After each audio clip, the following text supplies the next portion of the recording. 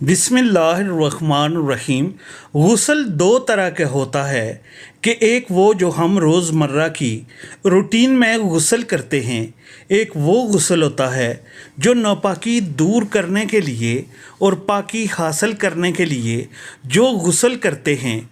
कभी जनाबत की वजह, कभी ऐस की वजह से और कभी नफास की वजह से नापाकी दूर करना और पाकी हासिल करने वाला जो गुस्ल है, उसका एक तरीका जो आप सल्लल्लाहु अलैहि वसल्लम ने फरमाया वो ये है कि पहले वज़ू किया जाए।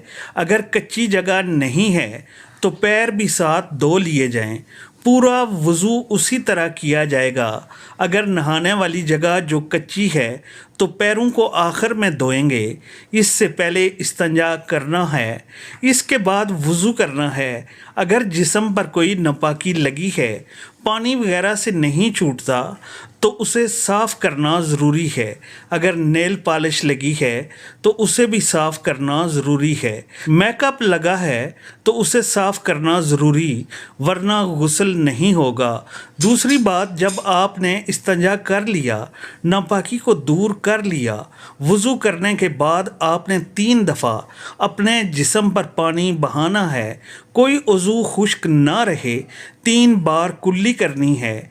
3 दफ़ा नाक में पानी डालकर नाक के नरम हिस्से पर पानी डालकर साफ़ करना है। गुस्ल में या वज़ू में पानी का इसराफ गुनाह का ज़रिया बनेगा।